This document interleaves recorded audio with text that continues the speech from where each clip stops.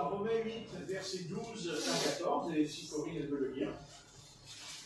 Ainsi donc, frères, nous ne sommes point redevables à la chair pour vivre selon la chair. Si vous vivez selon la chair, vous mourrez.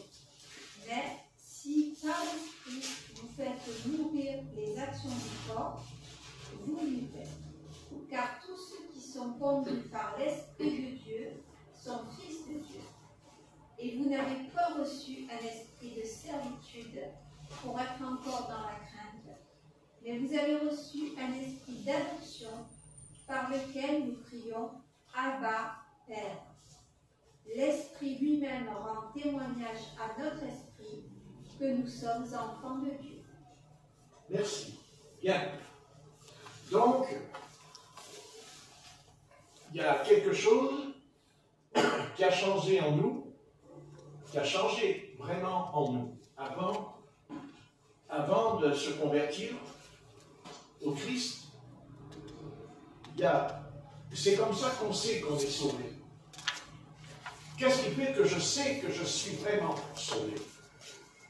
Eh bien, en lisant ce que nous venons de lire, le passage, c'est que l'apôtre Paul nous dit « Vivons selon l'esprit ». Vivre selon l'esprit, mais aussi, l'apôtre Paul dit que si on vit selon l'esprit, c'est que nous allons abandonner aussi une autre vie. Et cette autre vie que nous allons abandonner, c'est la vie de la chair. C'est la vie humaine qui est une vie charnelle. Donc il y a deux oppositions, il y a deux antagonistes qui luttent en nous. C'est qu'avant de nous convertir, on ne vivait pas selon l'esprit, parce qu'on ne savait pas qu'il y avait l'esprit. C'est-à-dire qu'on ne savait pas qu'il y avait le baptême dans le Saint-Esprit. Hein? Quand on prend Acte 2 et verset 38, Acte 2, verset 38, Acte 2, 38,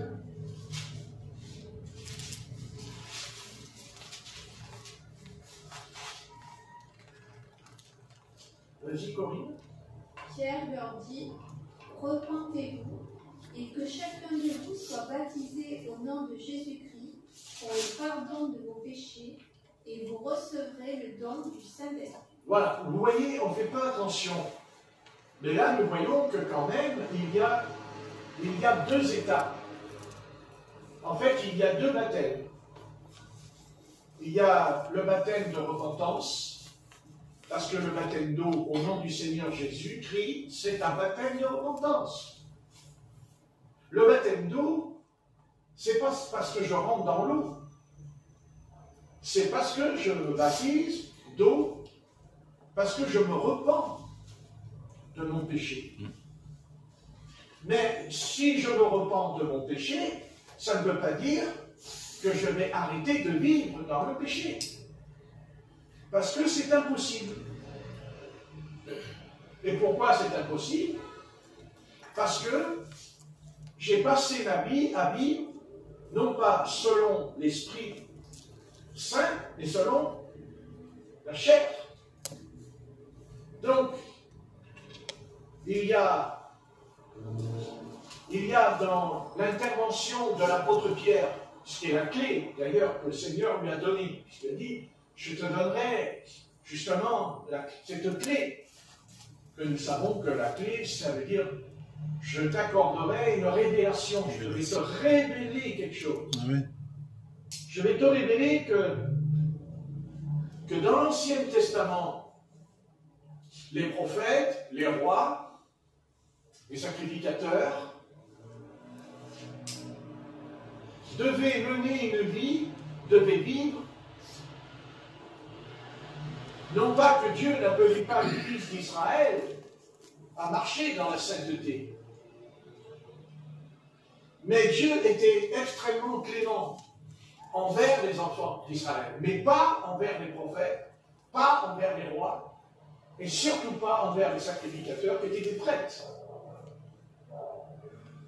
Qu'est-ce que c'est qu'un prêtre? Un prêtre, c'est un sacrificateur, mais c'est pas seulement un métier, c'est une vocation dans le sens qu'il va offrir à Dieu une offrande. Il offre à Dieu quelque chose.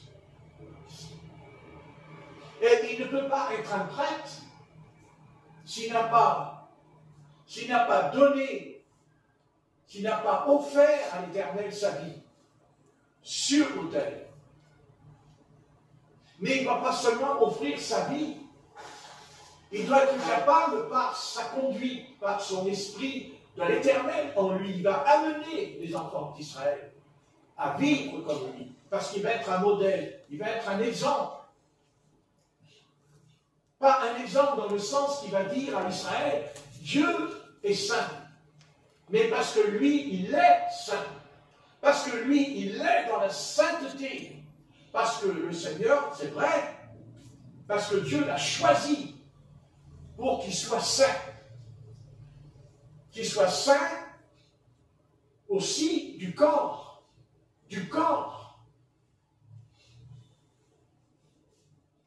Aujourd'hui, la faille du peuple du Seigneur dans la nouvelle alliance, c'est que pour lui, la sainteté, c'est l'âme ou l'esprit.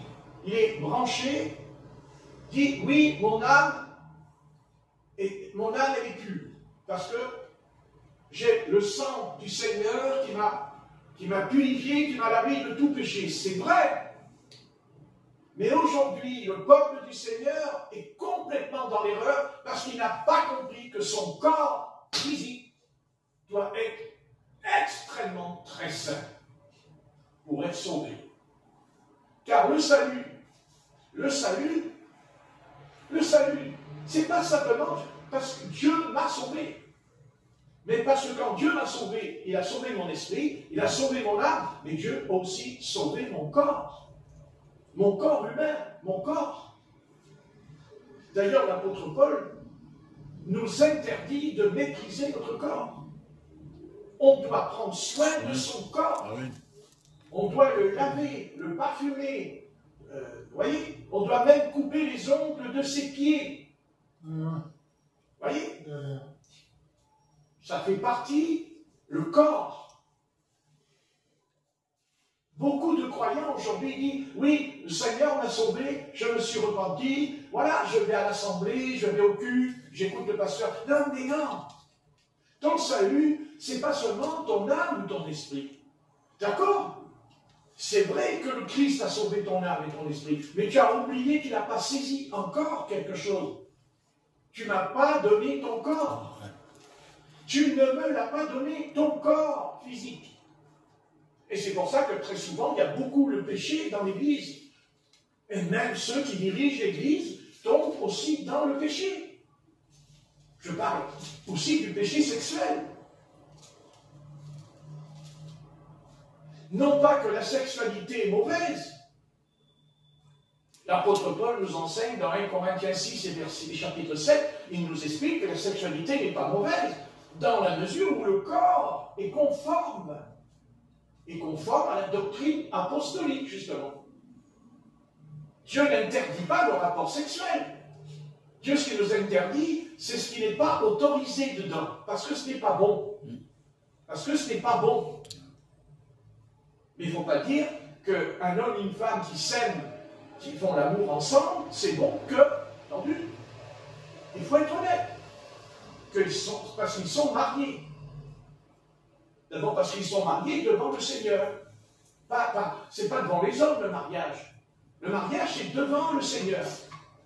Cette union vient du Seigneur. Après, il peut y avoir l'union. Et dans quel état d'esprit?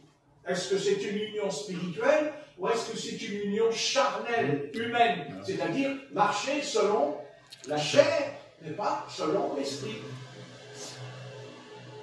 Après, il y a aussi la chair dans le domaine.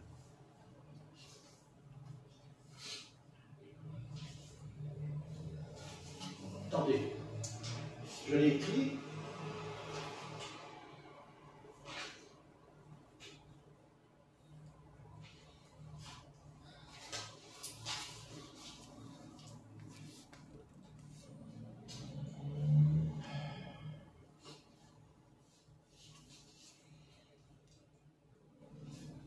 Mais je vais revenir au départ. Après, j'irai plus loin, au sujet du corps.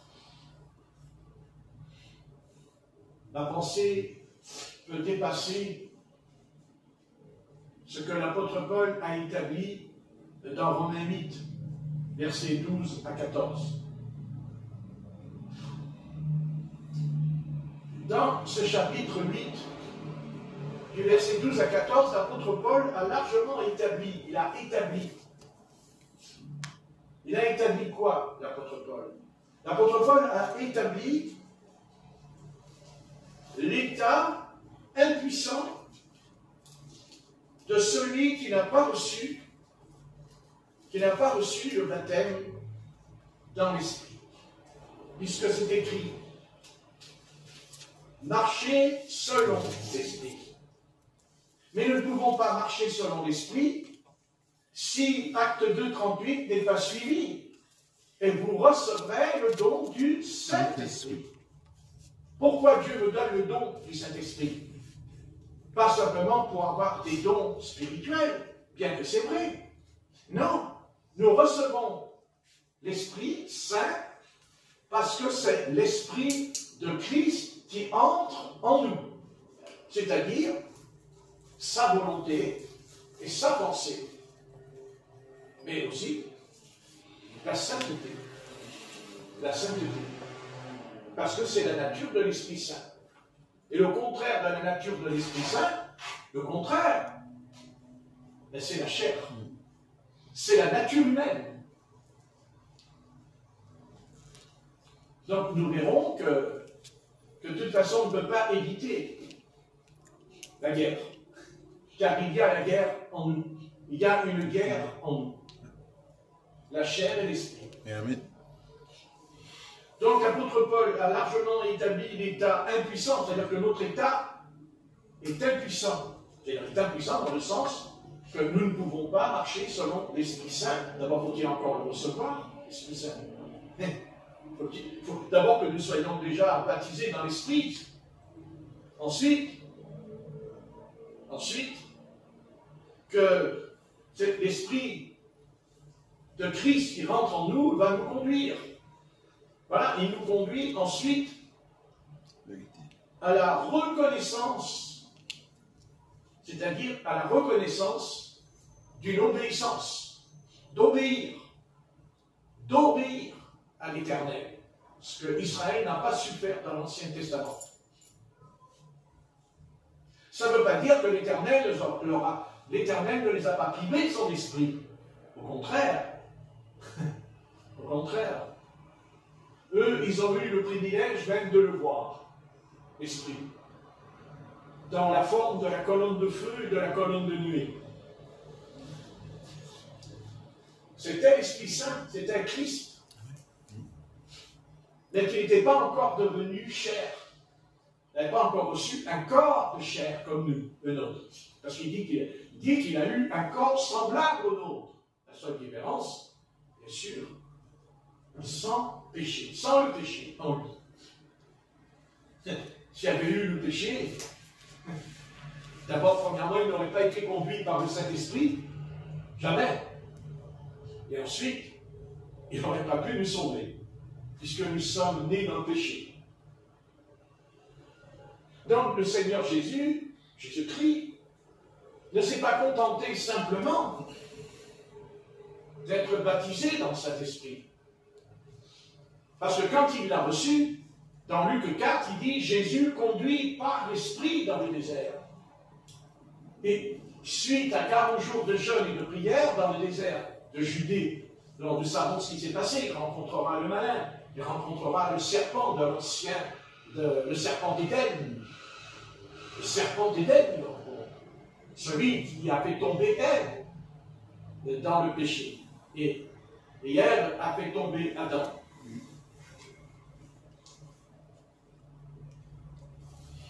Mais là encore, aurait-il pu l'éviter? Non. Non. Parce que la parole nous enseigne que c'était écrit à l'avance. Avant la fondation du monde.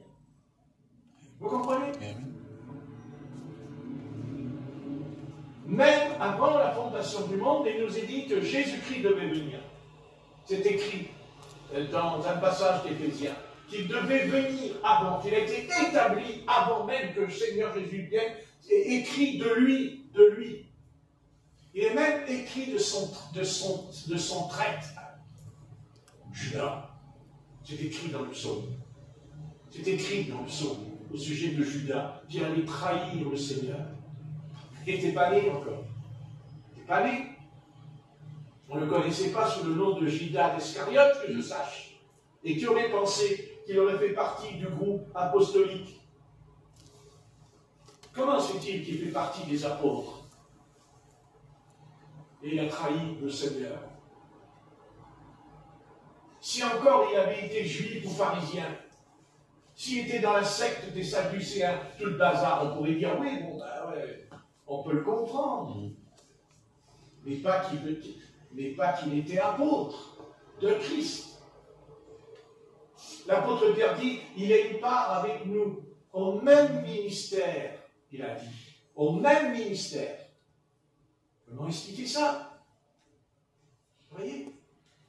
Mais parce que Judas était charnel. Parce qu'il marchait selon la chair. Ça ne veut pas dire que les autres apôtres ne marchaient pas selon la chair. Mais il n'était pas écrit d'eux qu'ils allaient le trahir. Ce n'est pas écrit. Par contre, le Seigneur savait, par prédestination, ce que l'apôtre Pierre allait faire. Puisqu'il lui a annoncé à l'avance, il n'avait pas encore fait. Il a même dit tout le contraire. Il a dit, mais je mourrai, Seigneur, avec toi. Je vais mourir avec toi. Le Seigneur, tu vas mourir, toi? Il dit, non, tu vas me renier 3 fois. Il a dit, jamais. Jamais. Le Christ, il a dit, oh, mon pauvre, mais quand tu dis jamais, tu es en train de me dire oui. Et pourquoi? Mais parce qu'il fallait qu'il soit baptisé dans le Saint-Esprit, puisque c'est écrit, marchez selon l'Esprit, et vous n'accomplirez pas les désirs de la chair dans les Galates. Voilà la vérité. Il n'y a pas de secret extraordinaire dans ce que je dis. Alors arrêtons. Vous savez,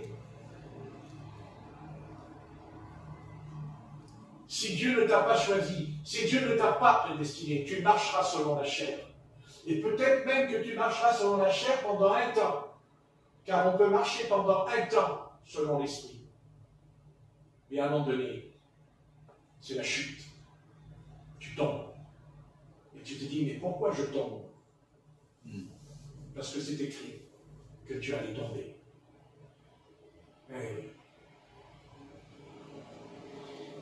Mais c'est écrit aussi que Dieu nous relève.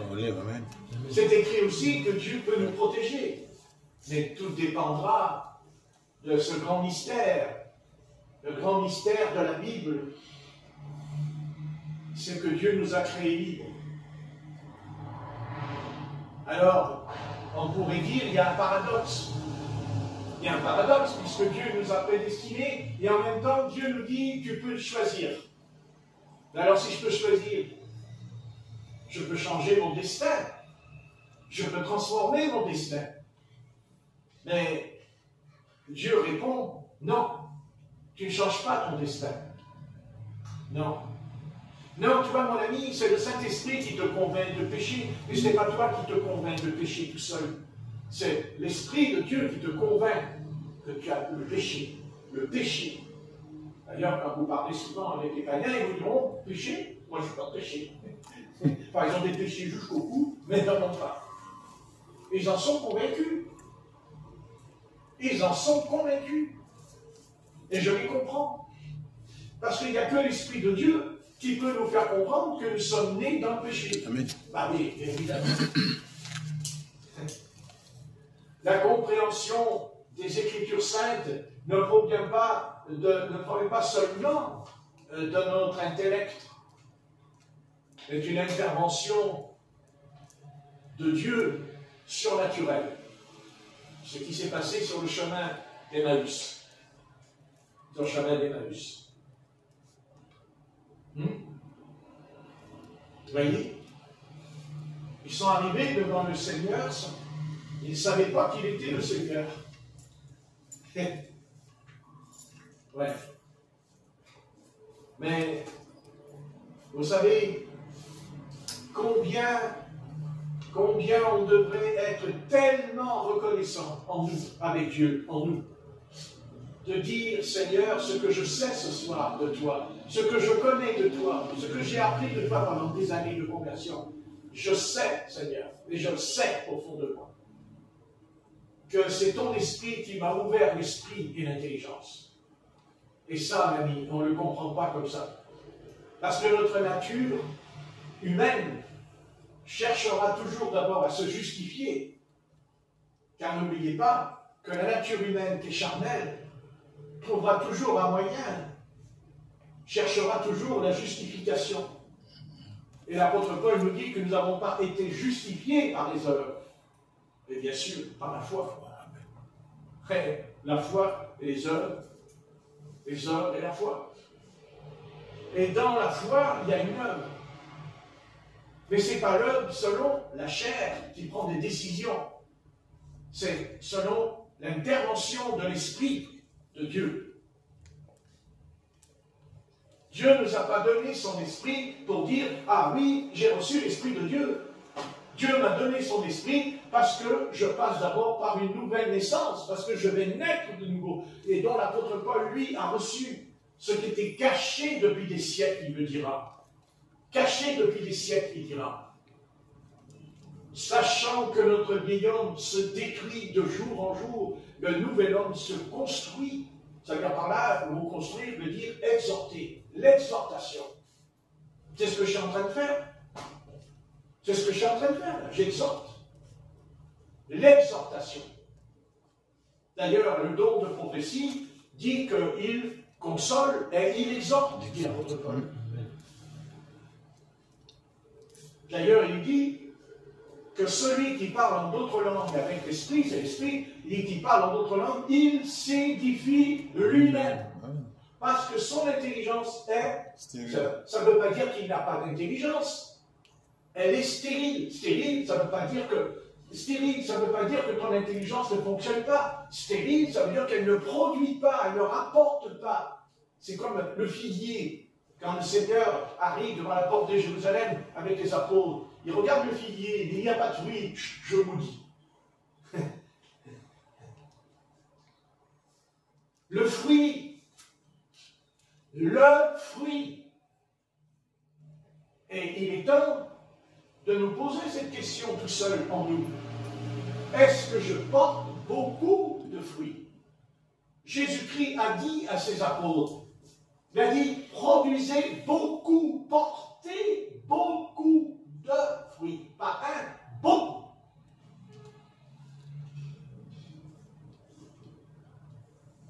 C'est quoi le fruit?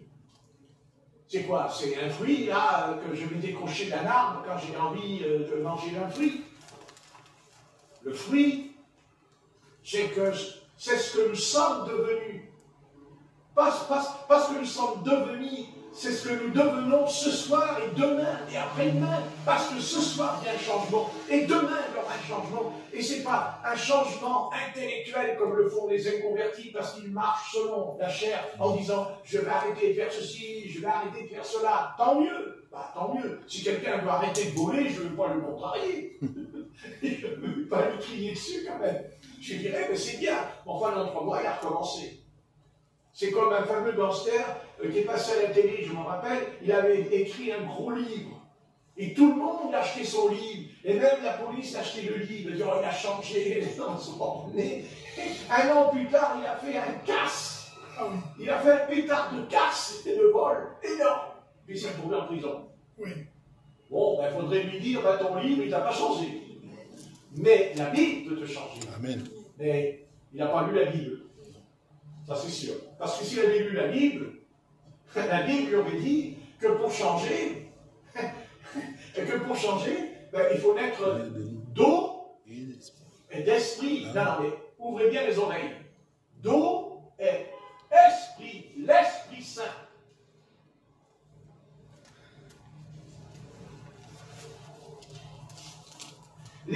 Seigneur, dans cet âge, est tombée. Elle est tombée. Elle n'est pas en train de tomber. Elle est tombée.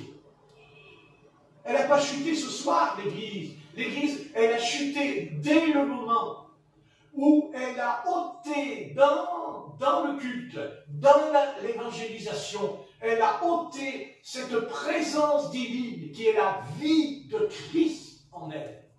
Mais la vie de Christ en elle, ce n'est pas seulement une vie collective, ce n'est pas seulement la vie ensemble, c'est la vie que toi tu vas mener tout à l'heure quand tu vas rentrer dans ta chaumière. C'est la vie que tu vas faire tout à l'heure. C'est celle qui est cachée, celle dont tu vas te... D'ailleurs, tout péché est un secret. Je n'ai jamais connu un pécheur qui pêche, qui va le divulguer sur la place publique. D'ailleurs, on le sait que les insectes, pas tous, mais il y a beaucoup d'insectes, quand ils voient que le soleil frappe, ils vont dans les rochers, ils se cachent dans la fente des rochers, parce qu'il y a les ténèbres. Parce qu'il y a les ténèbres. Et quand on fait le péché, on est comme cet insecte qui va aller se cacher sous le rocher. Parce que le soleil, aujourd'hui Jésus-Christ, qui est le soleil de justice, quand il brille, il éclaire, mais en même temps, quand il éclaire, il dénonce, il met tout nu. De ce que je veux que personne sache, ce que je suis en train de faire. Ça s'appelle un secret. Et toute personne qui pêche, elle vit dans le secret, jusqu'au jour où elle est dévoilée. Mais tant qu'elle n'est pas dévoilée, elle continue à vivre dans son secret. Et oui.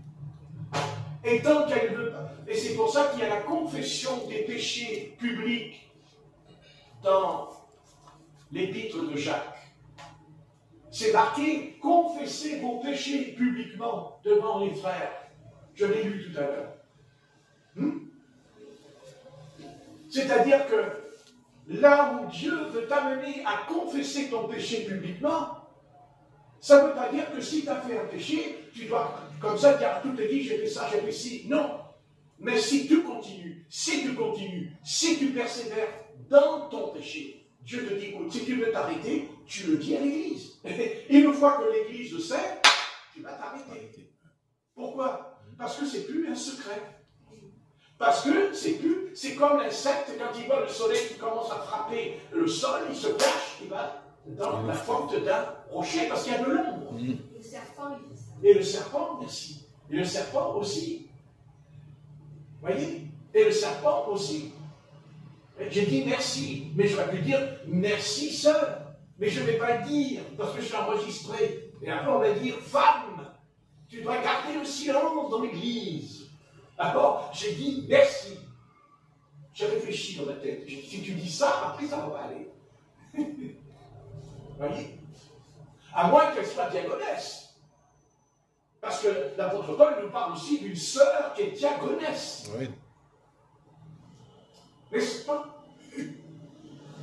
Et diaconat, c'est un ministère dont l'apôtre Paul l'a loué beaucoup. Et que même il a fait des compliments et il a même dit recevez-la comme un diacre, il a dit. Hein? Eh oui, c'est Phobé qui s'appelle. Notre sœur Phobé. Phébé. Merci.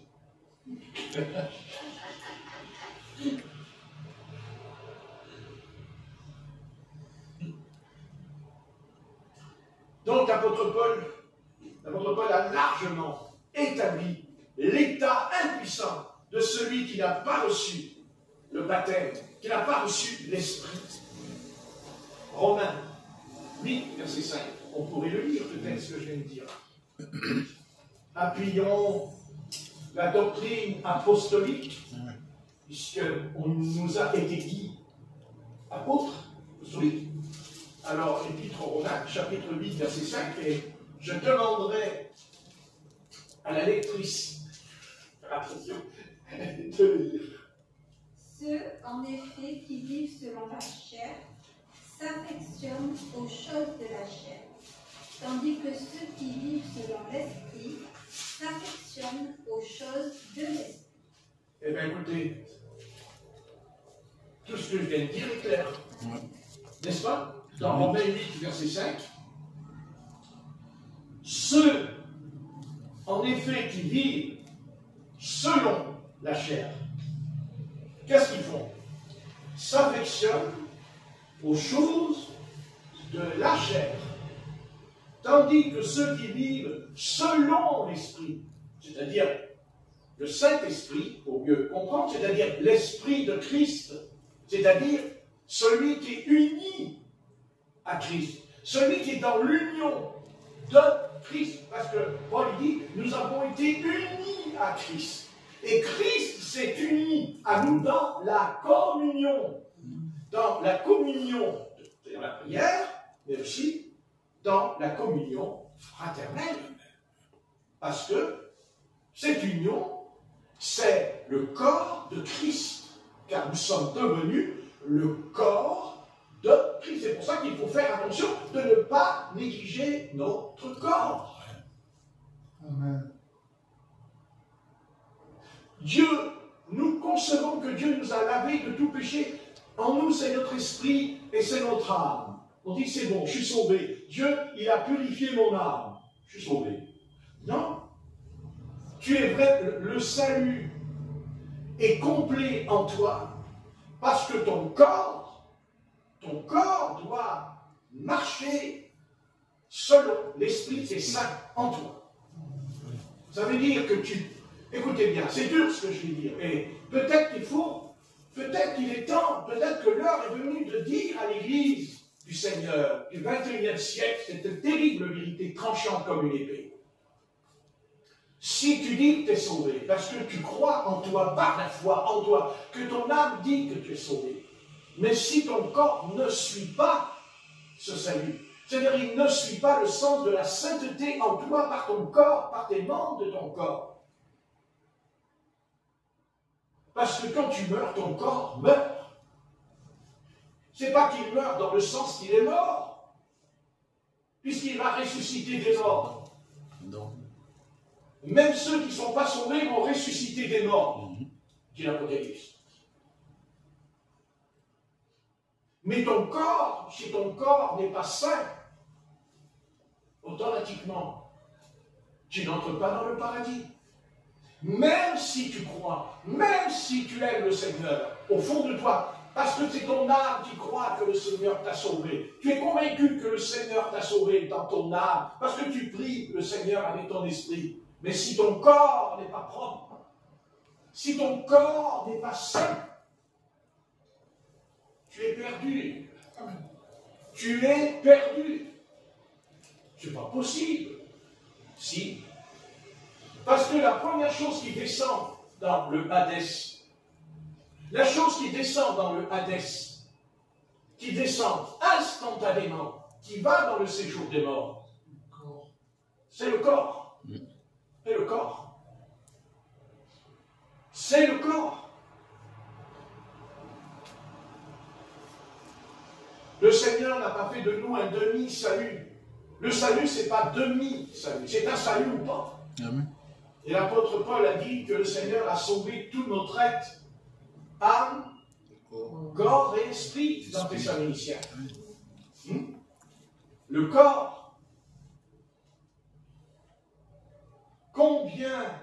Combien de pécheurs vont aller en enfer à cause de ça? Vous pouvez rencontrer des pécheurs qui sont nobles. Vous pouvez rencontrer des pécheurs qui sont droits, qui sont intègres.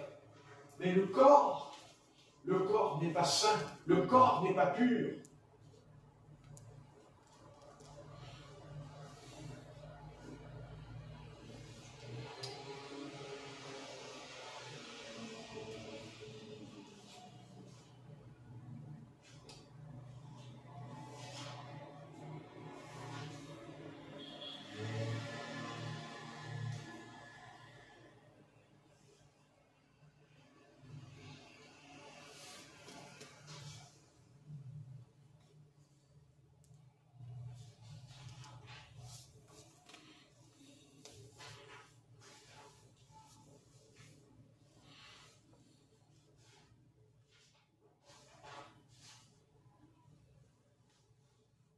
On sait très bien que notre corps doit être pur. Parce que l'apôtre Paul le dit quand il nous parle du couple. Quand il parle du couple, l'apôtre Paul, au chapitre 1 Corinthiens, au chapitre 6 et chapitre 7, vous lirez. Il est question du corps. Mais l'apôtre Paul ne dit pas qu'un couple qui font, il dit retourner ensemble. C'est le corps qui retourne. C'est le corps. C'est corps à corps. C'est les deux corps.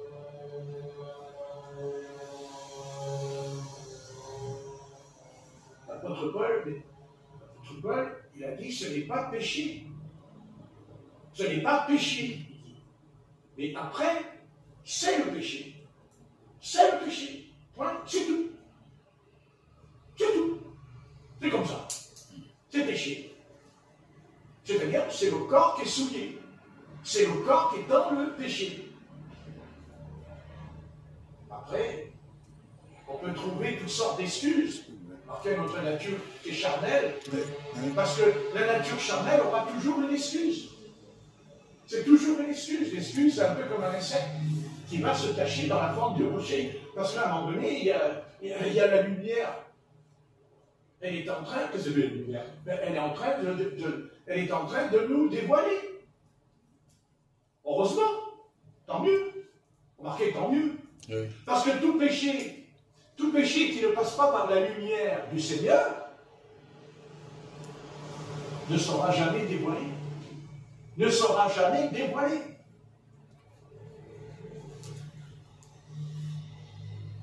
Et c'est ce que nous n'aimons pas. En tout cas, c'est ce que nous craignons, tous, d'être mis à nu. Pas à nu, tout seul dans notre chambre avec Jésus. Non, non. Dans l'assemblée. Là, on a les chocottes. Là, on a peur. Maintenant, si on s'est repenti dans sa chambre, si on était dans sa chambre et qu'on a dit, Seigneur, c'est Max que j'ai fait le jour au crêpes, j'ai dit, ok, c'est bon. C'est bon, tu t'es repenti, tu arrêtes, c'est-à-dire que c'est bon, du moment que c'est fini, c'est fini. Le Dieu ne va pas nous rappeler. Autrement, le sang de Jésus, ça ne sert à rien. Ouais. C'est-à-dire, ça ne sert plus à rien, ça sert plus à rien. Il dit, nous avons un avocat auprès du Père, si nous avons péché. Ben non, bien sûr. Ben, je parle de ceux qui persistent. Je parle de ceux qui continuent parce qu'ils sont convaincus que, finalement, c'est pas grave. C'est pas grave. Après tout, n'avons-nous pas droit au sexe? Bien sûr qu'on a le droit. Mais l'apôtre Paul nous dit tout nous est permis, mais tout nous est pas utile. Tout nous est permis et tout nous édifie pas. Amen. Amen. Vous comprenez? Maintenant, si nous pensons qu'il n'y a que ça qui est le péché par rapport au corps, il y en a un autre péché qui fait partie du corps. Et croyez-moi, il est sérieux ce péché. Ben, on va le lire. C'est dans 1 Timothée 4. 1 Timothée 4, à partir du verset 1 et 4.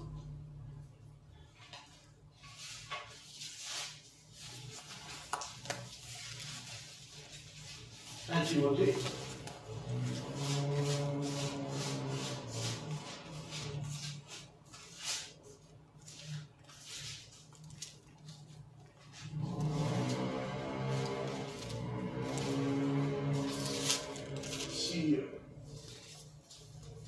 Chapitre 4.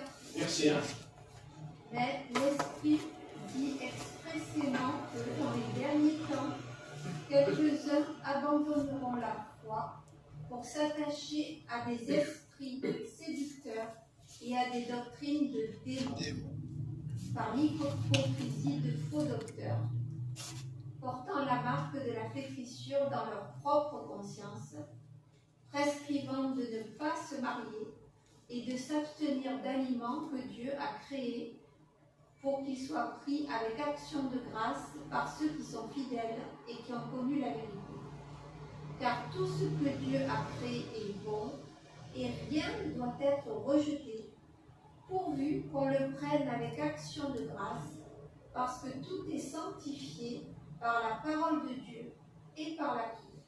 Voilà. Donc ici, nous avons des faux docteurs qui prescrivent deux choses.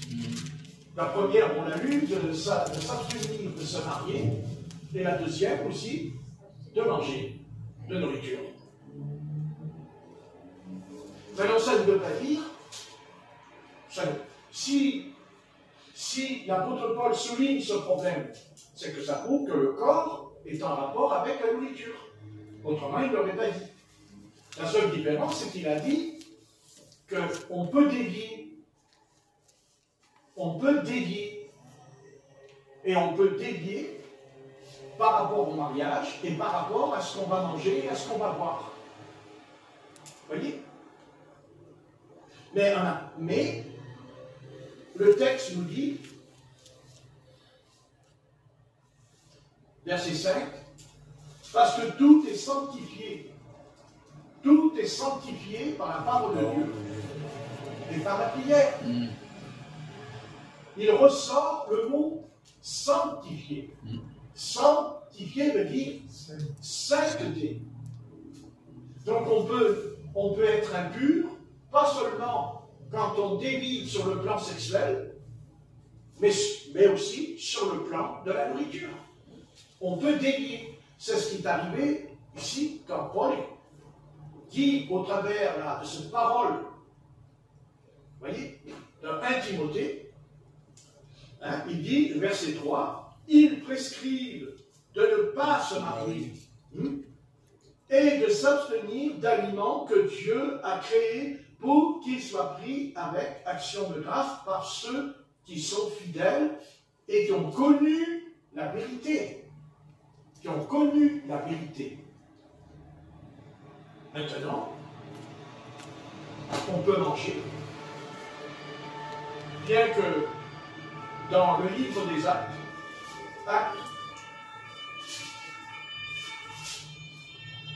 je crois que c'est le chapitre 15, Acte 15,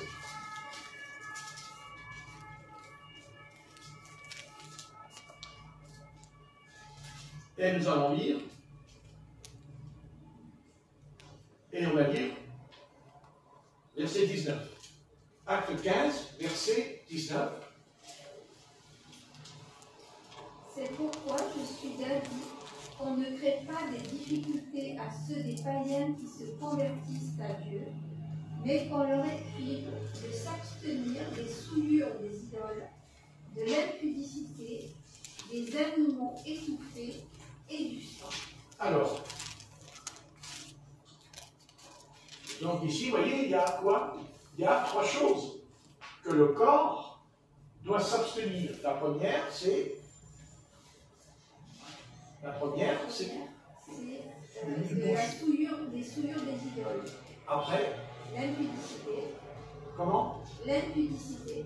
C'est quoi l'impudicité? C'est le rapport sexuel. Oui. Et après? Les animaux étouffés. Et le sang. Et le sang, de ne pas boire du sang. Pourtant, on est plus sous la loi de Moïse. Mais là, non.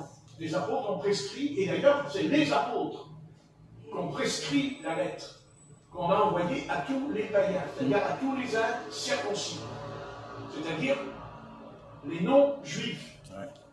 Ouais. Les juifs n'avaient pas besoin. Les juifs n'avaient pas de problème avec ça. C'est dans le judaïsme, ça, pratiqué par c'est écrit. Mais pas les païens. Les païens, ils ne savent pas. Les païens. Et au verset 29, il dit des viandes sacrifiées aux idoles. Et des viandes sacrifiées aux idoles aussi. Aux idoles, ouais. Vous voyez? Donc ça, c'est le corps. On ne parle pas de l'âme, là. C'est pas l'âme. C'est ton corps qui mange. C'est ton corps aussi par rapport... Quand il y a un rapport sexuel, c'est le corps. C'est le corps. Une seule chair, dit la Genèse. Une chair. D'ailleurs, c'est pour ça que le péché d'homosexualité est quelque chose de terrible. Parce que Dieu ne dit pas un homme, une seule chair. Il dit un homme et une femme sont une seule chair. Un homme a une seule femme. Mais vous me dites, mais alors, si Dieu dit qu'il a une seule chair, c'est qu'il pouvait avoir des rapports sexuels dans le jardin d'Éden. Pas de problème. C'est qu'il n'y en a pas. En tout cas, il n'y en a pas avant qu'il soit mis dehors. Oui. Donc pourquoi Dieu a dit ça? Pourquoi Dieu dit à Adam et à Ève, vous serez une seule chair? Ben, je vous réponds. Enfin, moi, je n'ai pas la science, non. Ouais, je vous réponds. Et je pense que c'est la révélation du Seigneur qui m'a été accordée, je pense. Que c'est une grâce qui m'a fait comprendre. Mais qu'il y a la prédestination. C'est-à-dire que Dieu savait ce qu'ils allaient faire. Dieu savait que l'humanité procréée dans la continuité des âges, des siècles, ne se ferait que par la chair. Mais ça ne veut pas dire que c'était sa volonté, puisqu'au départ, il n'y a pas cette chose. Il n'y a pas, oui. Amen. Il n'y a pas cette pratique. Cette pratique, elle est accomplie. Bien sûr, elle est accomplie dans le jardin. Bien sûr, c'est ça le péché qui est terrible. Le sens du péché, c'est que cet acte est accompli dans le paradis. Ce qui nous dérange, ce qui dérange, n'est-ce pas? Si l'acte a été aussi accompli avec Adam et Ève, mais il y a quelqu'un qui est venu avant, il y a quelqu'un qui est venu avant, il y a quelqu'un qui lui est passé par-dessus avant. Avant. Je ne veux pas être désagréable, mais nous savons très bien que les animaux, quand ils font l'acte sexuel pour procréer, ne pratiquent pas ce qu'on appelle dans un langage moderne la position missionnaire. Non. Eh non. La position missionnaire, c'est l'homme qui est sur la femme et qui entre en elle. Mais les animaux, non. Ah non. C'est par derrière. Ce qui rejoint le péché de Sodome et de Gomorrhe. Parce que l'homme, c'est par derrière. C'est pour ça que c'est interdit. C'est pour ça que c'est interdit et que c'est puni de châtiment terrible par l'Éternel dans l'Ancien Testament.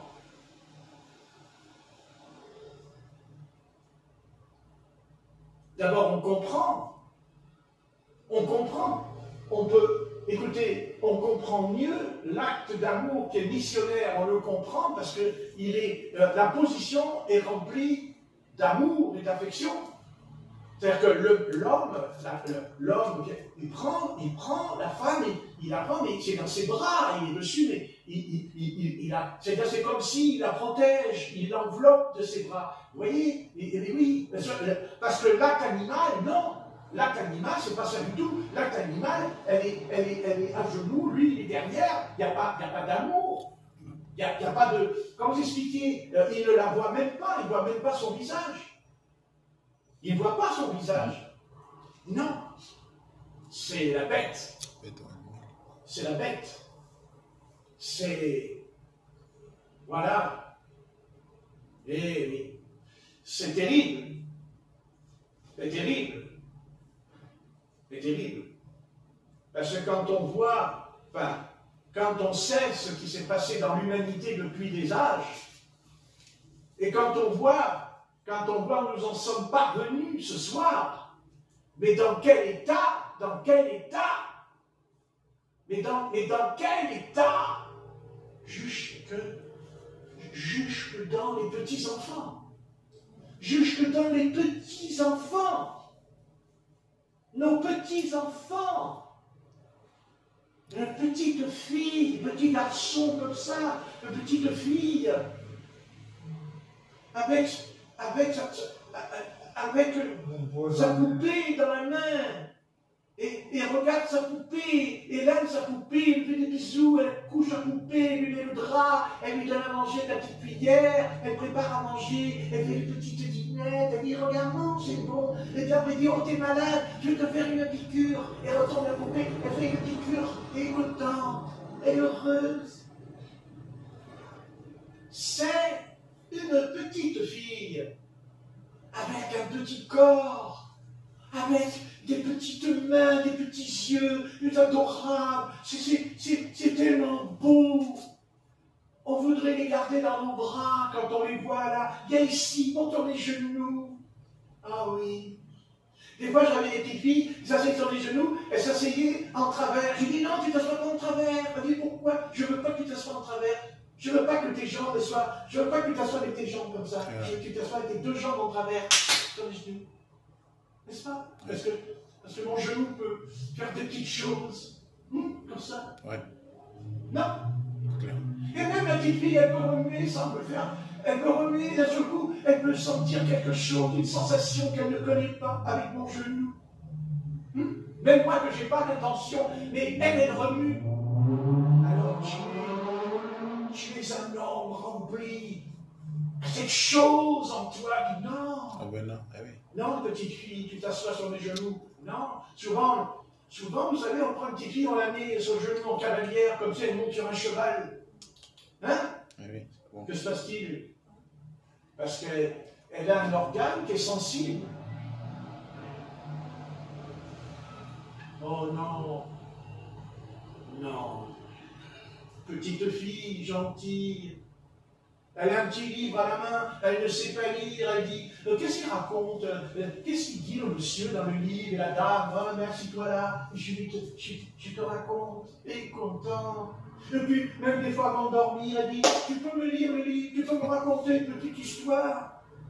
Mais certainement pas des histoires sexuelles. Et c'est pour tout franchement. Hein? Alors.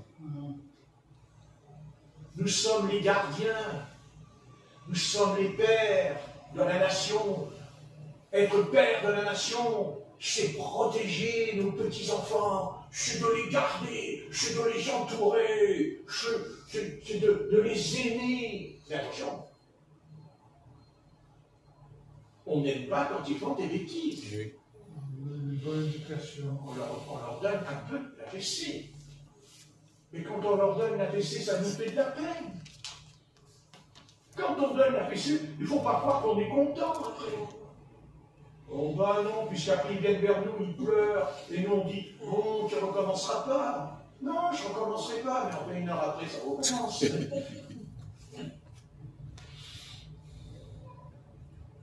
C'est compliqué.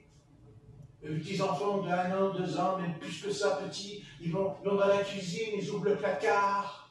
Parce qu'ils peuvent l'ouvrir. Les fois, ils sont capables de monter sur... Mais oui, des fois, ils prennent le tabouret tout seul et montent comme ça, par terre. Et quand j'arrive, t'es pas content. Mais tu te dis, mais moi aussi, je l'ai fait. Moi aussi, je ne m'en rappelle pas, mais je l'ai fait. Voilà. Oui. Et puis, en même temps, on a tellement la peur en nous qui grandissent si vite. Hein? On aimerait qu'il reste un peu plus longtemps, même s'il nous casse les oreilles et les pieds. Et la nuit, quand il se réveille, hein? Quand il sort du lit et que tu dors et qu'elle attrape le drap, maman, réveille-toi. Hein? Oh, mais laisse-moi dormir. Oui. Oui, mais c'est ta petite fille. C'est ton petit garçon. Elle a fait un cauchemar, elle a fait un mauvais rêve.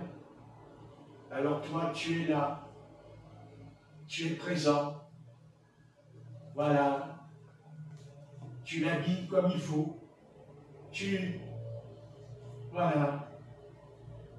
De temps en temps, dans la rue, tu arrives à un passage clouté. Elle veut ou il veut traverser d'un coup. Et tu dis non. Mais pour dire non, il faut le prendre par la main. Il faut la prendre par la main. Je veux dire, tiens-moi par la main.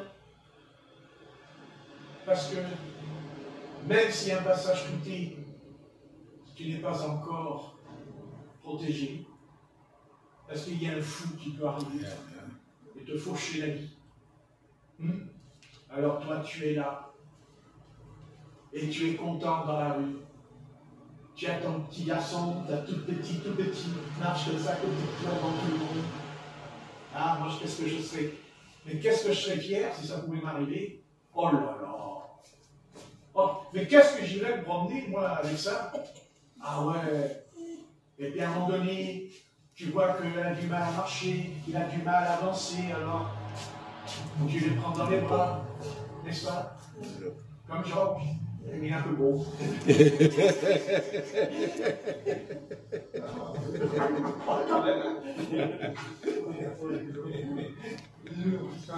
Ouais,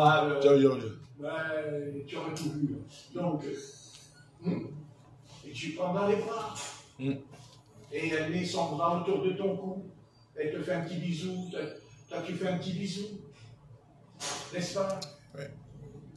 Voilà.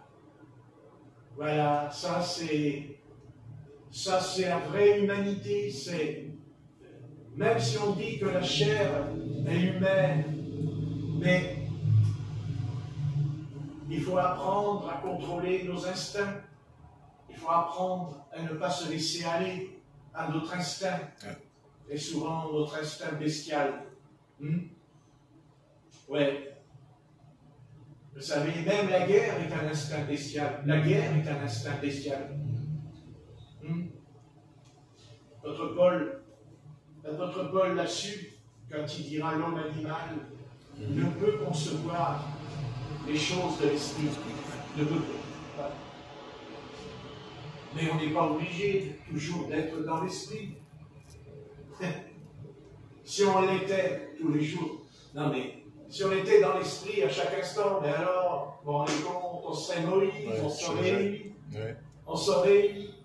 Quand la pluie, elle tombe d'un coup comme ça, on dirait stop! Et la pluie s'arrête. Les païens, ils nous regarderaient, ils disent, oh, mais comment vous faites? Ah ben, je prie. Je prie. Oh, j'ai tombé. Je suis tombé. Parlons d'autre chose. Parlons du foot. On peut parler de tout, mais pas de la prière. Ouais. C'est dommage. C'est dommage. On pourrait faire, Seigneur, on pourrait faire de si belles choses avec les gosses.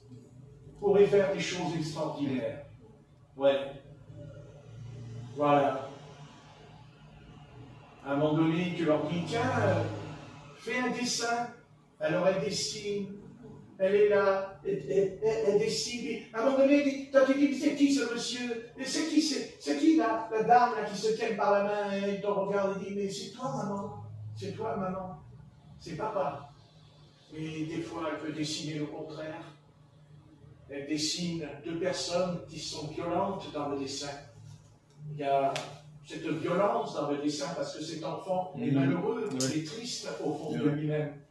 Et comme il ne peut pas le dire, il n'a pas le vocabulaire, alors il va le dessiner, il va faire un dessin pour essayer de parler d'abord à ses parents et à la société, à la maternelle, à la maîtresse, en disant voilà, vous ne pouvez pas m'aider. Ouais. Mais on ne le croit pas, on ne la croit pas. Jusqu'au viol par la maîtresse ou par le maître. Ouais. Si seulement, vous savez, nous sommes capables de parler de tout ça. Tout le monde peut parler comme je parle. Je ne suis pas en train de dire quelque chose de nouveau. Il n'y a rien de spécial dans ce que je dis. Par contre, il y a autre chose, de bien plus grave. C'est que nous sommes incapables. Nous sommes dans l'incapacité en nous de souffrir avec eux. Incapables de savoir ce qui se passe dans les petits-enfants. Quand le monsieur lui rentre dedans, avec violence, on lui demande, écoutez bien, quand on fait l'amour avec une femme, on lui demande la permission d'abord. On doit lui demander, est-ce que tu me permets de faire cette chose? Parce que ton corps ne m'appartient pas. Amen. Oui. Le corps d'une femme n'appartient pas, alors même s'il est marié, oui, il n'a pas le droit de dire c'est l'heure, bobonne. Bobonne, c'est l'heure. Car c'est comme ça qu'il parle souvent. Bobonne, il est temps maintenant. J'ai besoin de mon quart d'heure, mon petit quart d'heure. 1 fois par semaine, peut-être 2 fois. La femme n'est pas un torchon. La femme, c'est pas un torchon. C'est pas une serpillière qu'on prend là, et puis qu'on lave par terre, après on la trempe dans le seau, puis on reste la serpillière, il y a la crasse dans l'eau, et on recommence, on la remet par terre, et vas-y. C'est pas ça. Autant nous devons être capables d'aimer nos petits-enfants, d'avoir un amour énorme pour les tout petits. Autant nous devons aussi avoir un grand respect pour une femme qui est adulte. Amen. Parce qu'elle est la mère. Elle est la mère de la nation. Parce que c'est elle qui porte. Elle porte quoi? Elle porte la vie en elle. Car toi, homme, que sais-tu ce que c'est d'enfanter dans la douleur? Tu ne sais rien. Toi, tu sais qu'une chose, c'est que cet enfant que tu as est venu par un acte aussi de plaisir. Tu as eu ton plaisir sur le moment. Peut-être même que quand tu as fait cet acte de plaisir, tu n'en as pas mesuré toutes les conséquences, car nombre de pères abandonnent aussi leurs enfants et laissent tomber leur épouse, parce que ça leur coûte trop cher. Mais ça, mon ami, il fallait réfléchir avant de le faire. Parce que s'il y a quelque chose que l'homme n'a pas besoin que Dieu lui montre, c'est que l'homme est capable, dans sa liberté, de dire oui et de dire non. Parce qu'une femme, ce n'est pas un objet. Ce n'est pas un objet. Une femme n'est pas là pour satisfaire ton petit plaisir personnel en toi. D'ailleurs, quand tu n'as pas les moyens de le faire, ton plaisir avec une femme, tu le fais tout seul. Ce qui prouve que tu as un gros problème en toi. Un terrible problème. D'ailleurs, vous savez, que ce soit un prédicateur, même un prédicateur, s'il dévie dans ce domaine, ça se ressentira dans sa prédication. Ça se ressentira dans son message. Et surtout, ça va se ressentir dans sa personnalité. C'est certain. Impossible de grandir, impossible de se développer spirituellement, mentalement, intellectuellement et même physiquement. Vous savez, même un inconverti qui n'est pas converti à Christ, quand il dévie, de toute façon, ça se voit et ça se sent, rien qu'en parlant dans la gorge. N'est-ce pas? Tout à fait.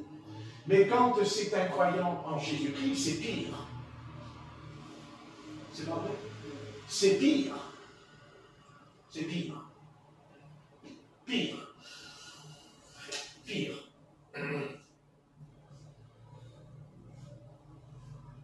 La seule chose qui peut nous sauver dans ce que je dis ce soir, vous savez, l'apôtre Paul nous a ouvert les yeux quand même. Et il a raison. Marchez selon l'esprit. Et vous n'accomplirez pas les désirs de la chair. Parce que tous ces hommes-là ou ces femmes qui ont envie là, de faire ça avec les petits-enfants, c'est marcher selon la chair, c'est le désir de la chair qui est corrompu d'entendement.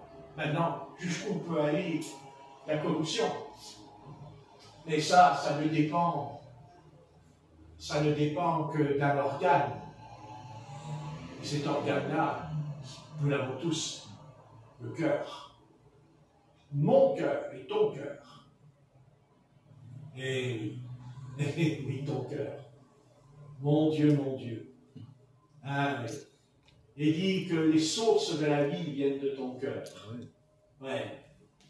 Ah, ce cœur en nous. Hein? Ah, je ne vous parle pas de la pompe là, qui pompe là, en ce moment quand tu respires. Je te parle de ton entendement. Je te parle de ton raisonnement. Ouais, c'est sûr.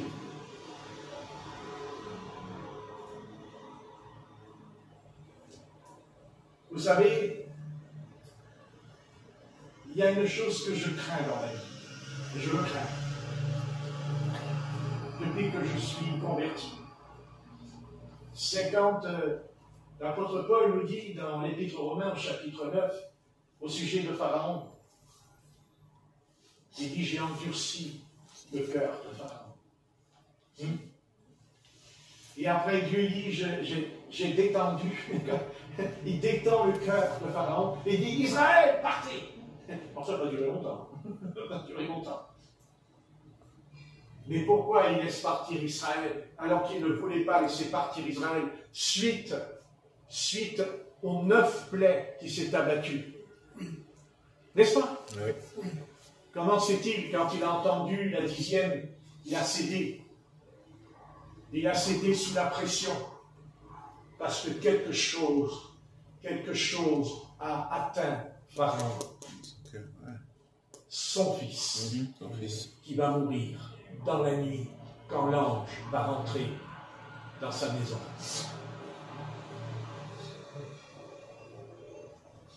Et ne croyez pas que Pharaon ne connaissait pas les esprits. Ne croyez pas que Pharaon ne savait pas qu'il y avait, excusez-moi, les démons et tout, ils connaissaient. Il nous est dit qu'ils ont jeté leur câble et leur bâton par terre et ils devinrent des serpents devant Moïse. Quelle est l'Égypte? Quand nous pensons que nous sommes arrivés là, dans la science énorme, pauvre petit homme du XXIe siècle, mais qui est complètement à côté de la plaque. Car tu ne connais pas les forces qu'il y a dans le monde qui peuvent détruire en une nuit une nation et un peuple, et même renverser un chef d'État en une nuit. Quand on lit que Belshazzar, le fils de Nebuchadnezzar, a été renversé dans la nuit, on a oublié qu'avant que ça arrive, on a oublié qu'il y a une main qui a écrit sur le mur. Une main qui n'était pas la main d'un homme. C'est pas un maître d'école qui a écrit sur le tableau du mur. C'est l'ange. C'est l'Éternel qui est descendu, qui a pris sa main et il a écrit sur le mur. Croyez-vous que nous avons que la Bible en écriture? Que nous avons que la Bible en écriture? Non, non, le doigt de Dieu a écrit sur le mur. Alors vous savez, si le doigt de l'Éternel a écrit sur un mur, tu as été compté, tu as été pesé, et tu as été trouvé léger dans la balance, combien toi aussi, et nous, peuple de l'Éternel, combien on fait attention, parce que c'est exactement ce qui se passe avec ce livre que nous avons entre nos mains. C'est ici le doigt, l'Éternel, qui a écrit ce qui est écrit là. Ce n'est pas l'homme, ce n'est pas l'homme, ce n'est pas l'esprit de l'homme, il n'y a rien de l'esprit de l'homme.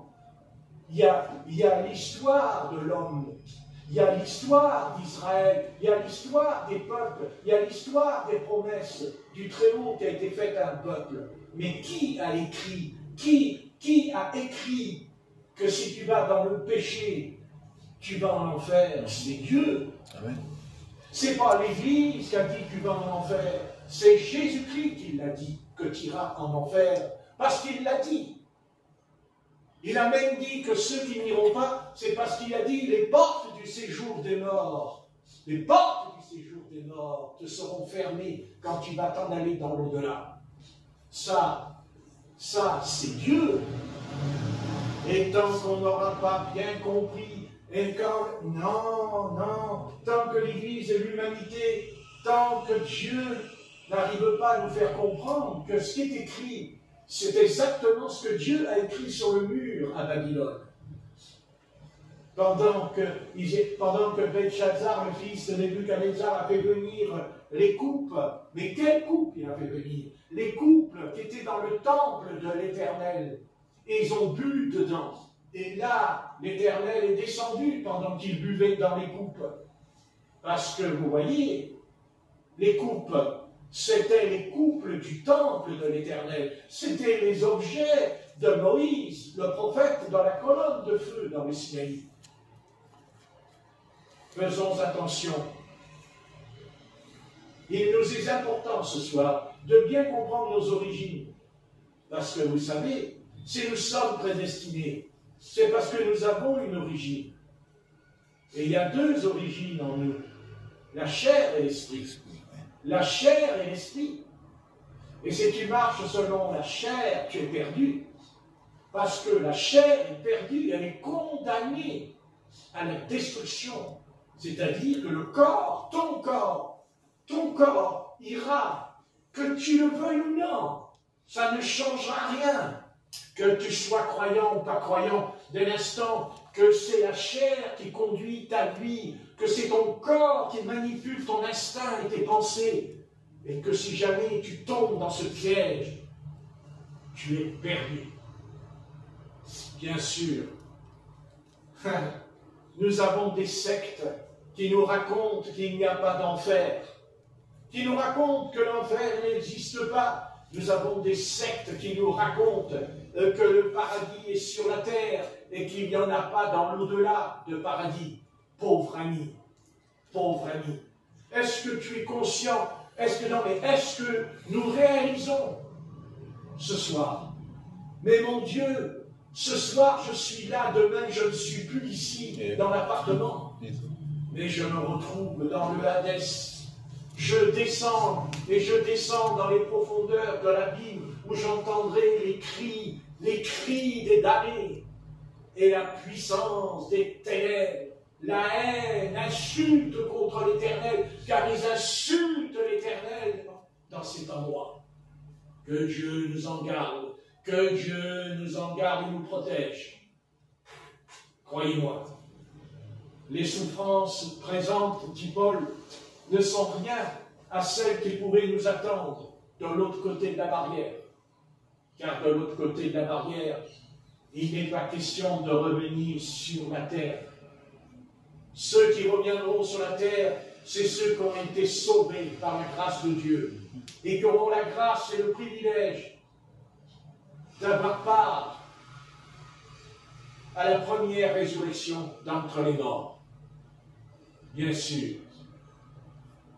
Écoutez, si le Seigneur Jésus n'est pas vrai, si on peut-être qu'on peut remettre en question que, soi-disant, il est le Messie et qu'il est mort, mais il y a une chose qu'ils ne pourront jamais foutre en l'air, jamais, c'est que Jésus, comme ils le disent, nous, Jésus, il n'est pas seulement mort, il est vivant, Jésus. Il est ressuscité, Jésus. Ah, ils me font rire avec leur philosophie sur le christianisme. Foutaise, baliverne. Mais ça ne sert à rien ce qu'ils nous expliquent. Pour moi, mon Jésus est ressuscité des morts. Amen. Pas vous? Amen. Hein? Alléluia. Ok. À quoi ça sert le reste? Ouais. Qu'est-ce que dit l'apôtre Paul? Il dit, à quoi ça sert de prêcher Christ est mort s'il n'est pas ressuscité des morts? Il dit, votre christianisme, votre salut est vain et inutile. Ça ne sert à rien. Buvons, mangeons, dormons, et demain nous mourrons. Qu'est-ce que dit dans les... C'est ce que Paul, d'ailleurs, ce n'est pas l'Esprit de Dieu, cette phrase. Ça vient d'un poète qui a écrit ça. C'est Paul qui cite ce que le poète a dit. Le poète grec. Mangeons, dormons, et demain nous vivrons. Et nous mourrons. Ah. Bon, ça, de toute façon, que nous mourrons, ça c'est certain. Seulement, nous savons qu'il y a une seconde mort. Et que la mort, là, que nous allons vivre, n'est rien par rapport à la seconde mort. Parce que la mort, là, que nous vivons, elle est corporelle. Mais la seconde mort, c'est spirituel. C'est pour l'éternité. C'est l'éternité. Mais mort ne veut pas dire que tu n'existes plus quand tu es mort. Non, tu es mort. dans tes offenses, dit l'apôtre. Tu es mort dans tes offenses et dans ton péché, parce que le salaire du péché, c'est la mort. C'est pas seulement la mort corporelle. La mort corporelle, elle n'est pas venue tout de suite dans la Genèse. Non. Il nous a dit qu'il y en a qui ont vécu plus de 900 ans dans la Genèse. Presque 1000 ans. Donc la sentence, si tu pêches, tu mourras. C'est pas arrivé tout de suite, mais progressivement. Le processus de la mort a fait son effet. 900, 800, 700, 500, 400, 300. Et quand Dieu, que sur la terre, il y avait tellement le péché, il a dit que ça sera de 120 ans. Avec Noé, arrivé là. Non? Mais ça, c'est rien. Parce que ce qui est grave, c'est la mort spirituelle. La mort, c'est-à-dire, la mort spirituelle, ça veut dire que tu continues à vivre, mais tu n'as pas la vie de l'esprit. Parce que la vie de l'esprit, c'est pas quand tu vas aller dans le paradis que tu l'as. La vie de l'esprit, tu l'as reçue ce soir. Tu l'as reçue le jour où tu t'es repenti, le jour où tu t'es converti. Autrement, pourquoi Paul dit « marchez selon l'esprit ». Et vous n'accomplirez pas les désirs de l'enfer. Ben oui, et je rajoute de l'enfer. Vous allez me dire « mais c'est écrit la chair ». Bon, la chair et l'enfer, ça va ensemble. Parce que la chair, elle rentre pas dans le paradis. En tout cas, ça c'est sûr. Autrement, il n'y aurait pas les 10 commandements. Hein? La chair et l'esprit n'hériteront pas le royaume de Dieu. Amen. La chair et le sang n'hériteront pas le royaume de Dieu. Donc on ferme mieux. Ouais. Tous unis dans l'esprit. Hein? Amen. Intéressant. Merci. Bien aimé. On va arrêter parce que je pourrais, si je pouvais vous apporter cet écrit-là, vous dire non, c'est bon, hein? Mais ça va aller. Ça va aller parce que quand on mange trop, après, on a une indigestion. Puis c'est pas ça. C'est qu'après, vous aurez plus faim quand vous allez rentrer à la maison. Remarquez, je peux venir manger à votre place. Le plat qui est préparé. Hein. Ah, il n'y a pas de problème. D'ailleurs, entre nous, Paul, il a dit quelque chose là-dessus.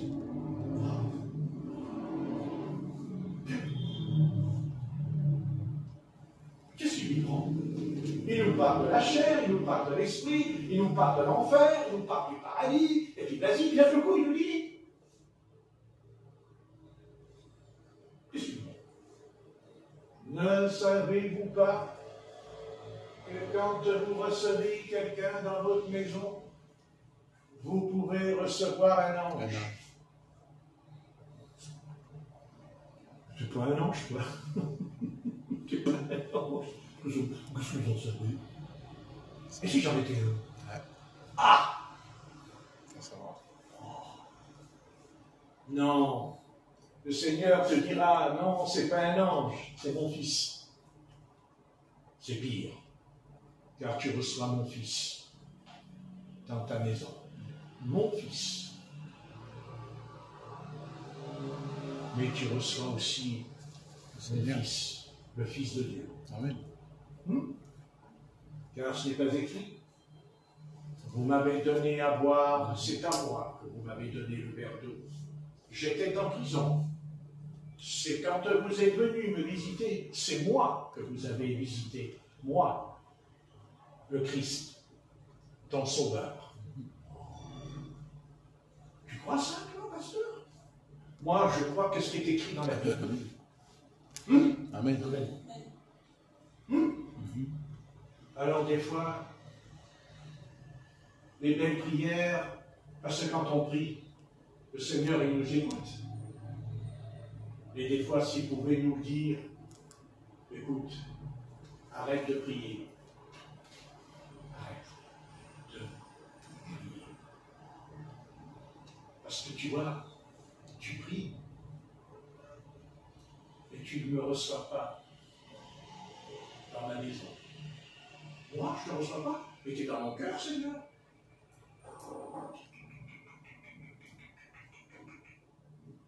si j'étais dans ton cœur comme Judas, je recevrais mon fils.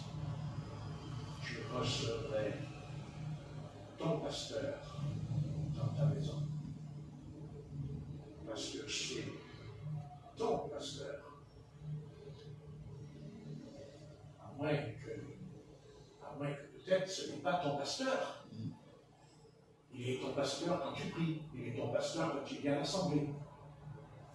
Et après. Et après. Vous savez, bien aimé, vous savez que c'est un péché. Péché. C'est un péché. C'est un péché. Oui. Parce que le Christ est là. J'avais soif. Vous ne m'avez pas donné un verre d'eau. J'avais faim. Vous ne m'avez pas donné à manger. J'étais en prison. Vous ne m'avez pas visité. J'étais malade.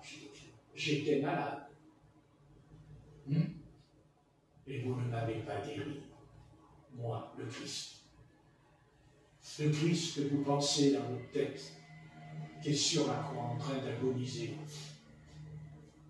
Il te dit ce soir, recevoir un frère, recevoir une sœur dans sa maison, c'est recevoir ton Seigneur et ton Sauveur chez toi.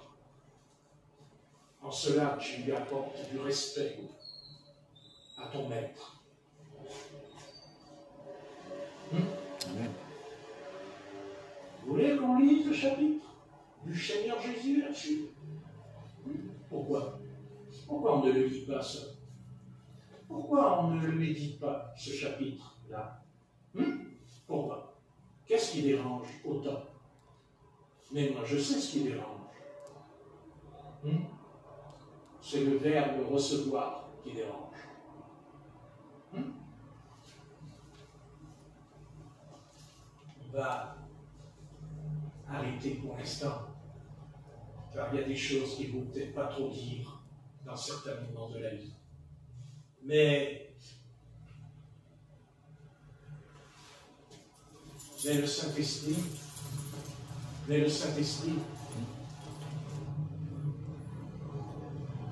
n'oublie pas ce qui est écrit dans ce livre. Et n'oublie jamais que tout ce qui vient de Dieu nous rattrape tôt ou tard. Ça prendra du temps, mais ça viendra. Croyez-moi, par expérience, ça viendra. Vous savez, l'apôtre Paul a dit dans Timothée, nous pouvons loger des anges sans le savoir. Quand on les reçoit dans sa maison, faites bien attention à ce passage de la Bible. Vous savez, quelqu'un peut frapper à la porte, mais si on est dans l'Esprit de Dieu, on saura. Non, mais si on est dans l'Esprit, si on marche dans l'Esprit, si on vit dans la présence divine, on le saura par la porte. On le saura. C'est sûr.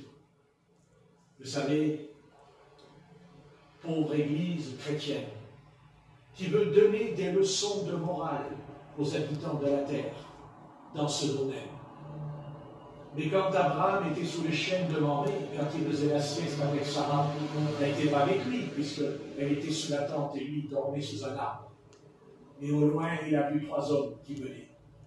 Et Abraham s'est levé, sorti, et il a dit, allez, préparez le cheval, préparez tout. Ils n'étaient pas encore en face de lui, ils étaient au loin, c'était loin. Mais ils n'étaient pas loin. Parce que l'Éternel était au centre, 2 anges, et l'Éternel au milieu. Et Abraham Abraham n'a pas dit, ah, il y a l'Éternel qui arrive. Non, il a dit, prépare le chaudron, prépare le net, préparez pour laver les pieds. Il a dit, apportez de l'eau, je vais laver leurs pieds à ces trois hommes. Abraham ne l'a pas vu quand ils étaient à côté de lui, il l'a vu quand ils étaient au loin, très loin. Prenons garde, parce que l'enlèvement de l'Église, mon Dieu, notre enlèvement avec Jésus-Christ de Nazareth, nous ne croyons que c'est parce qu'on le verra. Parce qu'on le verra. C'est parce qu'on va le toucher qu'on va être enlevé. Vous vous trompez. C'est parce qu'il est au loin. Parce qu'il est loin. Mais nous saurons que c'est lui. Au loin. Comme Abraham. Au loin. Au loin. Un peu comme dans la barque avec Simon-Pierre et les apôtres qui avaient travaillé toute la nuit et qu'il y a un homme sur le bord du lac du Tibériade a dit « Enfant, avez-vous attrapé quelque chose? Qu'est-ce que vous avez attrapé en travaillant toute la nuit ?» Mais à un moment donné, il y en a un qui a crié dans la barque. Ils étaient encore là, sur le lac ou la mer. Et il y en a un qui a crié, c'est le Seigneur! C'est le Seigneur! C'est Jean. C'est l'apôtre Jean. Il était jeune, il n'avait que 17 ans et demi. Les autres, ils avaient déjà 30 ans, 40 ans. Et lui, il a dit, c'est le Seigneur! En le voyant au loin.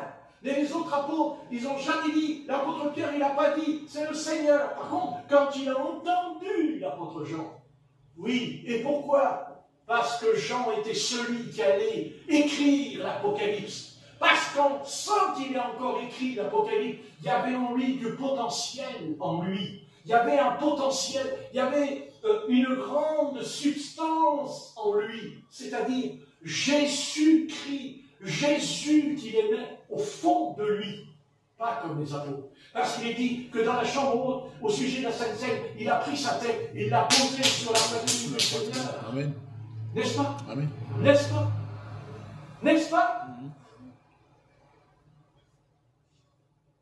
Mais cet acte-là, il s'est passé où?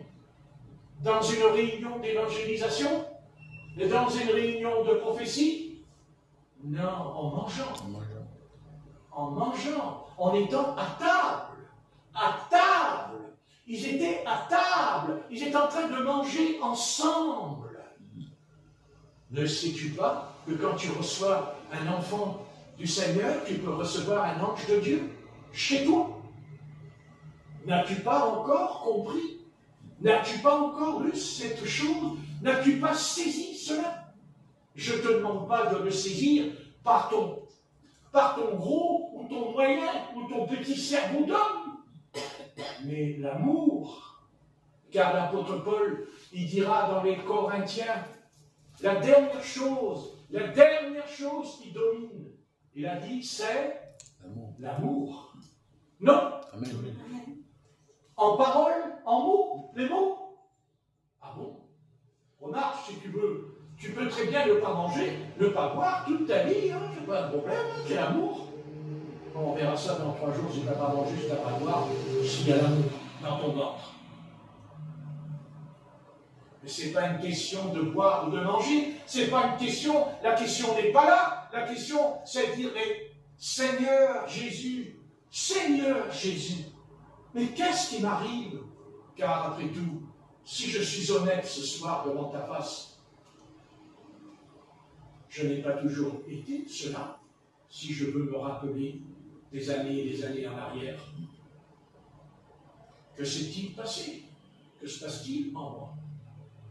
Est-ce que le Seigneur me disait tout à l'heure, il m'a dit, mais tu sais, je vais te dire une chose importante. Il m'a dit, la pire chose qui est arrivée à l'Église du Seigneur, je vais vous dire ce que c'est. Il m'a dit, c'est quand on rétrograde. Vous connaissez rétrograder? Ça veut dire quoi, rétrograder? Ça veut dire pédaler de l'avant ou pédaler en arrière? Mais tu sais, quand tu pédales ton vélo, Tu peux pédaler en arrière, le vélo, il recule. Hein. Enfin, on regarde quand même, parce que tu vas faire un poteau en arrière. Hein. Mais tu sais que tu peux pédaler. Hein. Mais en arrière. Mais quand on pédale avec le vélo, c'est en arrière ou c'est en avant qu'on va? Mais si on pédale sur un vélo et qu'on voit, parce qu'on regarde en avant, c'est qu'on verra le paysage au loin. C'est qu'on verra tel frère, telle sœur, parce qu'on aura la capacité, par un discernement, de comprendre peut-être qu'il y a peut-être quelque chose, peut-être, je ne sais pas, une souffrance, peut-être un truc d'affection. Tu ne peux pas avancer. Tu ne peux pas avancer. Tu ne peux pas avancer, Église de Jésus-Christ. Tu as beau avoir des bâtiments que tu as payés des millions d'euros. Tu peux avoir tu peux avoir tout ce que tu veux dans ton église. Elle peut être en bois, elle peut être en marbre. C'est de la foutaise. Ce qui compte, c'est ce que tu verras au loin. Et la seule chose que tu dois voir au loin ce soir, c'est Jésus-Christ, ton Seigneur. J'ai dit ton Seigneur. Amen. Parce que Jésus est Seigneur. Ça veut dire qu'il est souverain. Même sur tes appétits, je peux dire, la nourriture déjà. Le reste, c'est personnel. Personnel.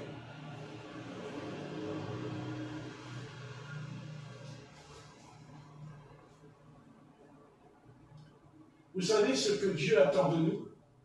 C'est pas qu'on fasse des grandes choses, c'est qu'on fasse des petites choses, toutes petites, mais les unes derrière les autres, et elles deviendront grandes, parce qu'il y en a une autre, un geste, une parole, un comportement, même un cadeau, même quand on fait un cadeau à quelqu'un. Mais bien sûr qu'il y a quelque chose qui se passe dedans. Il y a un geste qui, ça veut dire, je pense à toi, je ne t'oublie pas.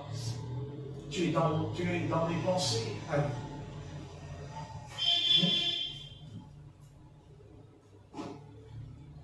Voilà. Nous sommes remplis de paroles, mais les actes ne correspondent pas, les actes ne suivent pas. Et le Seigneur attend qu'on change.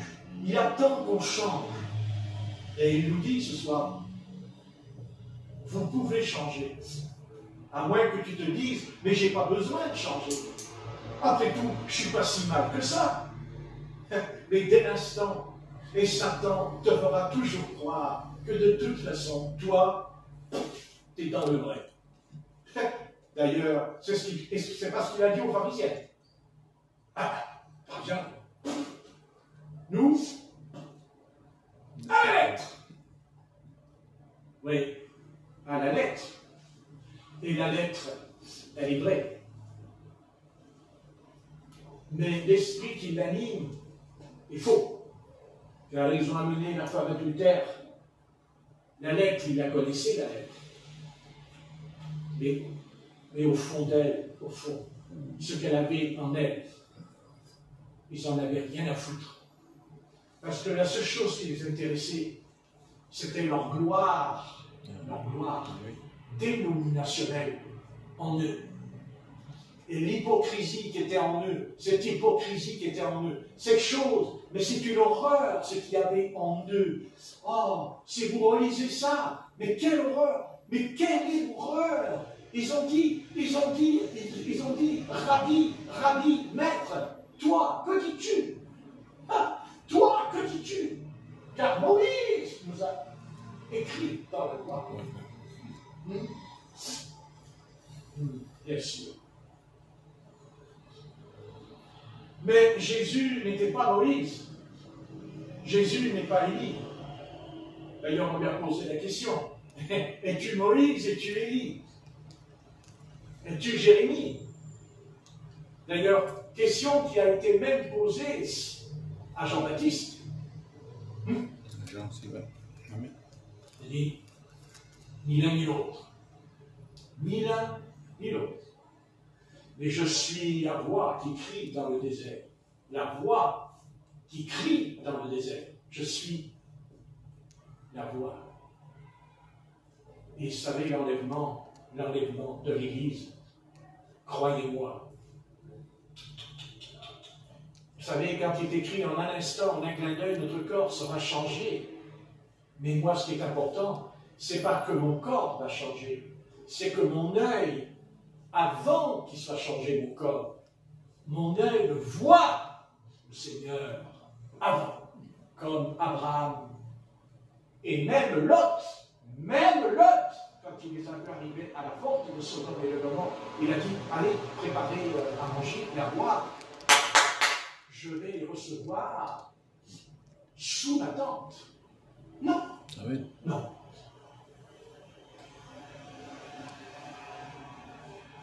Est-ce que le peuple de Dieu n'aurait pas oublié ce fameux mot? L'amour fraternel. Fraternel. Mais nous pensons que l'amour fraternel, c'est des belles prières que nous faisons dans notre chambre. Seigneur, bénis, bénis, oh Dieu, oh bénis, bénis, bénis-le, bénis-la, belle bénédiction, alléluia, alléluia, bénis, bénis, bénis, bénis, je m'aurais dit bénis, bénis, mais bénis toi-même. Ah bon, moi, il faut que je bénisse mon frère et ma soeur. Ouais. Comment? Faut que je lui donne tout l'argent qu'il y a sur mon compte? Ouais. Ouais. Et que je la tout? Ouais. Ouais. Et chez moi? Excuse-moi. C'est parce que Jésus a dit à un certain jeune homme? Oui. Ah, merci à vous. Oui, je dis merci quand c'est bien. Quand c'est pas bien, on m'entend. Et quand c'est bien, il n'entend pas. Un mot, puis c'est fini. Et quand c'est pas bien, c'est trop bien. C'est pas très juste, hein, ce que je suis avec lui.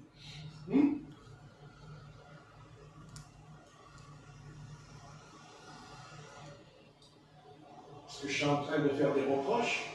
Est-ce que je suis là pour faire des reproches aux uns aux autres? Non. Non. Si vous ne voulez pas croire que c'est le Seigneur qui vous parle, ben je vous réponds, c'est dramatique pour vous.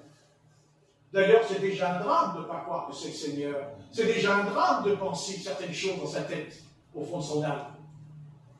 Au lieu peut-être d'aller à la croix, à Golgotha, et de regarder le Maître en haut, et de lui dire, faudrait peut-être que je change. Seigneur notre Père qui est aux cieux,